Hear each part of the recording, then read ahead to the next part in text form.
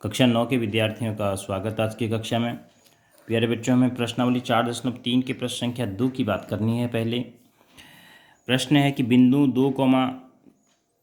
2,14 से होकर जाने वाली दो रेखाओं के समीकरण लिखिए। 2,14 से होकर जाने वाली दो रेखाओं के समीकरण लिखने हैं। तो किस प्रकार से वो लिखे जाएंगे, हमने पहले बिंदु नोट करना है, उसका एक्स और वाई समझना है। देखो, x 2 है और y है 14। अगर सिंपल में इसको इसमें जोड़ देता हूँ तो 2 और 14 को जोड़ के कितना आ रहा है, 16। तो x धन y बराबर 16 आ रहा है। अगर मैं इसमें से इसको घटा देता हूँ तो 14 में से 2 घटा के कितना आ रहा है, 12। तो y ऋण x बराबर 12। एक और समीकरण आ गई। अगर मैं इसको 2 से गुणा करके इसमें जोड़ूँ, 2x धन y, तो बहुत सारी चीज़ें हो सकती हैं। देखो, x बराबर हमारे पास क्या है, 2, और y बराबर क्या है हमारे पास, 14। तो प्रथम समीकरण या प्रथम रेखा लिख लो कि समीकरण, बहुत सारी हम समीकरणें बना सकते हैं। समीकरण का मतलब x और y के बीच का नियम।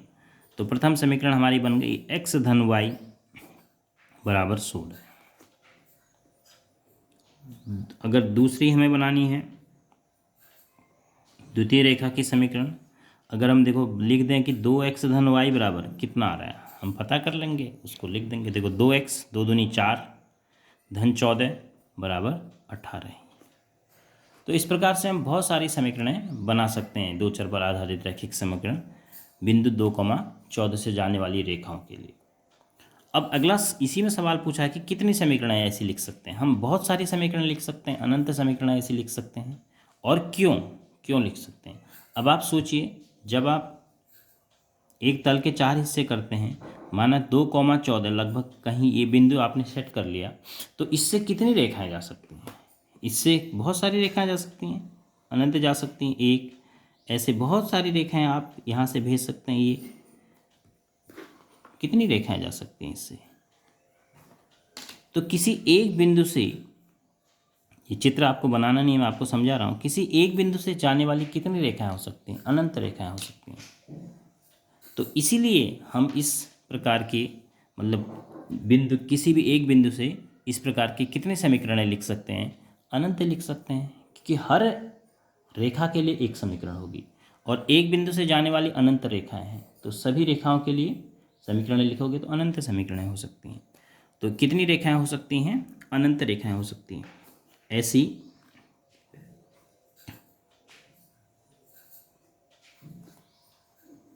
अनंत रेखाएं हो सकती हैं।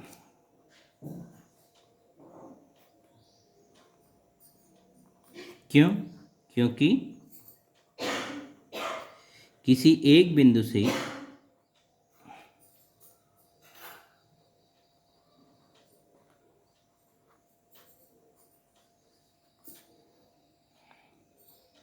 जाने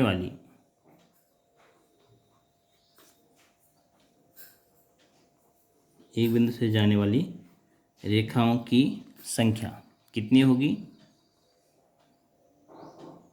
रेखाओं की संख्या अनंत होती है।